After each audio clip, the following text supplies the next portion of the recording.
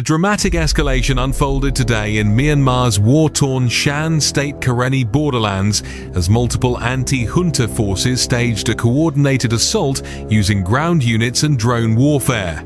The operation, carried out jointly by the Shan State Karenni Military Region Strategy 11, the Shan State Drone Unit, the DMO Local Drone Unit, and the KNA B Drone Unit, inflicted heavy casualties on junta troops who were forced to retreat in disarray. The resistance also paid a price. 2 comrades from the Revolutionary Army were killed in action, underscoring the human cost of Myanmar's grinding civil war.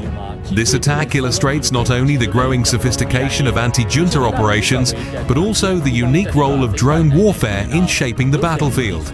It marks one of the most significant strikes in Shan Karenni territory in recent weeks, signaling to both the military regime in Napier Dar and the international community that the resistance remains determined, united, and innovative despite enormous odds. The battlefield context.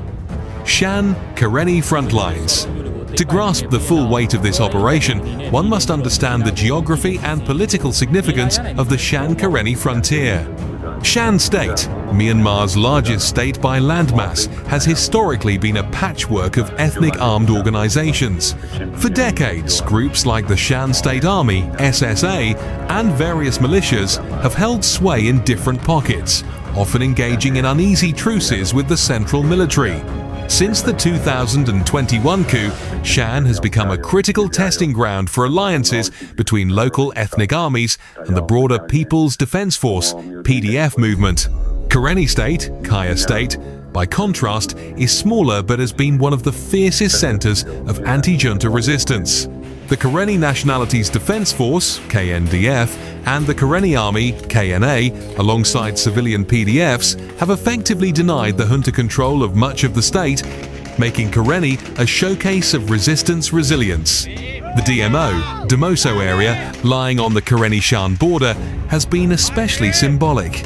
It was one of the first places where local defense forces and the Karenni Army began coordinated offensives shortly after the coup.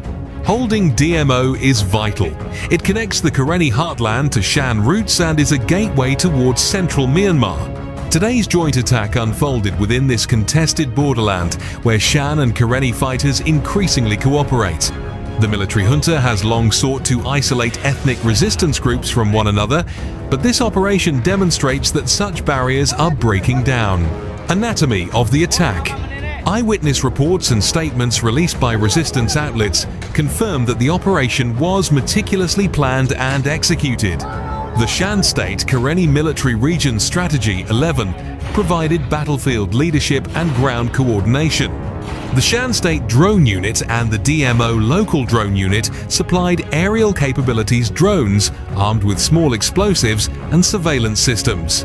The KNA B Drone Unit, representing the Karenni Army, brought both technical expertise and manpower. Resistance drones targeted junta bunkers, vehicles and troop concentrations, dropping improvised bombs with remarkable precision. Simultaneously, ground fighters opened fire on retreating columns, pinning soldiers down and maximizing enemy losses. According to preliminary field reports, junta forces were caught off guard, suffering heavy casualties before fleeing. 2 Revolutionary Army fighters were killed, mourned as martyrs who gave their lives for the people's freedom. Junta troops, described by locals as military dogs, reportedly abandoned equipment during their retreat. Casualties and losses. While the junta rarely discloses its true battlefield losses, resistance sources emphasize that this was a devastating blow. Eyewitnesses claim that dozens of junta soldiers were either killed or wounded, with several vehicles destroyed by drone-dropped explosives. For the resistance, the loss of 2 comrades is deeply felt. In statements circulated online, leaders vowed that their sacrifice would fuel the fire of revolution rather than dampen morale. Vigils are expected to be held in liberated zones of Karenni State tonight, where civilians often gather to honor fallen fighters. The imbalance of losses underscores the shifting battlefield equation. While the junta bleeds manpower and morale in every encounter, the resistance fights lean and smart, accepting smaller sacrifices while inflicting disproportionately larger damage. Rise of drone warfare in Myanmar. This attack is part of a broader trend that has transformed Myanmar's conflict since late 2022, the weaponization of drones. Commercial drones, originally built for photography or farming, have been adapted to carry small explosive payloads. Soldiers entrenched in bunkers live in constant fear of unseen drones buzzing overhead, ready to drop death from the sky. Against a heavily armed military that uses jets, artillery and tanks, drones provide resistance forces a relatively inexpensive counterbalance. The Shan and Karenni drone units involved in today's assault exemplify this shift. By combining aerial strikes with coordinated ground maneuvers, they turned the battlefield into a trap where junta soldiers had nowhere to hide. Military analysts argue that this drone-guerrilla hybrid has reshaped the nature of Myanmar's civil war, allowing poorly equipped local militias to punch far above their weight. Symbolism of unity. Beyond battlefield numbers, today's attack carries symbolic weight. The joint participation of Shan, Karenni and DMO units signals unprecedented ethnic solidarity.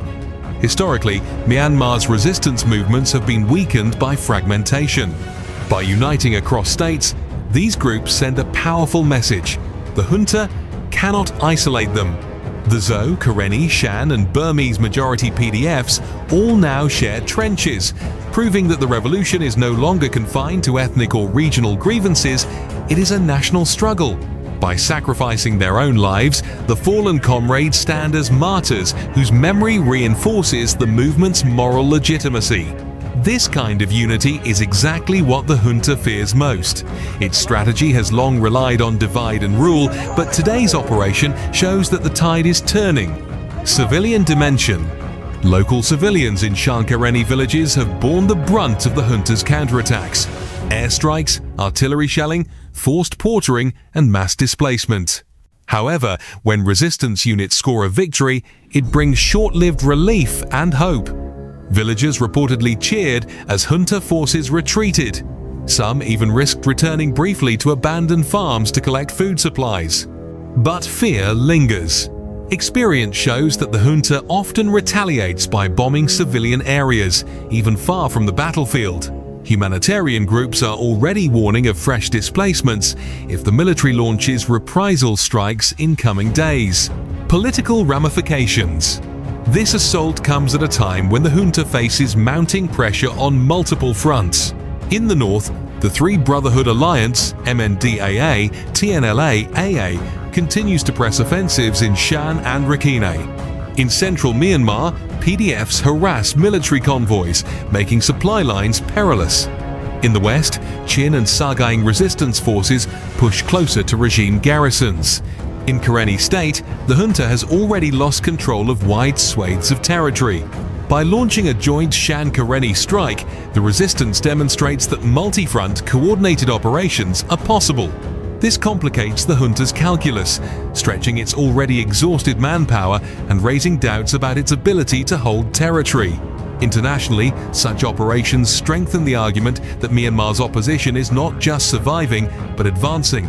Calls for more international support, both humanitarian and technical, are likely to grow louder in the aftermath of this battle. Voices from the ground. A local resistance spokesperson told independent media outlets, "Our operation was not just a military strike, it is a declaration that the people's revolution cannot be crushed. The enemy came with guns and bombs, but we came with unity, courage and the will to sacrifice. Two of our comrades gave their lives, but their blood waters the tree of freedom." A Shan villager displaced from the area echoed, "When we heard the drones buzzing and the explosions on the military camp, we knew the soldiers would not stay long. For the first time in weeks, we felt a little hope. But we also know they will come back with bombs from the sky. We are afraid for our children." The road ahead. Military analysts predict several possible outcomes following today's events. 1. Junta retaliation. Airstrikes are highly likely in the coming days. Villages suspected of supporting the resistance may be targeted. 2. Resistance momentum. If Shan and Karenni units can maintain such coordinated operations, they may soon attempt to capture permanent outposts or even whole towns. 3. Civilian displacement. humanitarian needs will rise, particularly in border areas where internally displaced persons already face shortages of food and medicine. 4. Escalation of drone war. Each successful drone strike emboldens other regions to replicate tactics, potentially leading to a surge in drone production and deployment nationwide. A war at a crossroads. Myanmar's conflict is now well into its 5th year since the February 2021 coup. The junta has lost enormous swathes of rural territory, but clings to cities and major garrisons with firepower. Resistance groups, though fragmented, are learning to cooperate in unprecedented ways. Today's operation in the Shan and Karenni frontier may not alter the overall map overnight, but it illustrates 3 critical truths. 1. The junta is bleeding manpower faster than it can replace it. 2. The resistance, despite losses, is innovating and uniting. 3. Civilians remain both the victims and the backbone of the struggle. Conclusion: a victory with sacrifice. The joint Shan Karenni DMO drone strike is more than a battlefield win. It is a symbol of Myanmar's evolving revolution. The sacrifice of 2 resistance fighters is mourned, yet their comrades insist the fight will continue with renewed determination. For the junta, the message is clear. Even in regions it once considered secure, its troops are vulnerable, its convoys are prey, and its morale is cracking. For the people, the message is hope that unity across states and ethnicities can bring a future free from military tyranny. As night falls over Shan and Karenni hills, villagers whisper prayers for the fallen and brace for tomorrow. The revolution continues, carried on the wings of drones, the courage of young fighters, and the unyielding spirit of a people who refuse to bow. This has been a Zalengam Media live update. For more in-depth reporting, frontline analysis, and exclusive coverage of Myanmar's struggle for freedom, subscribe to Zalengam Media and stay informed.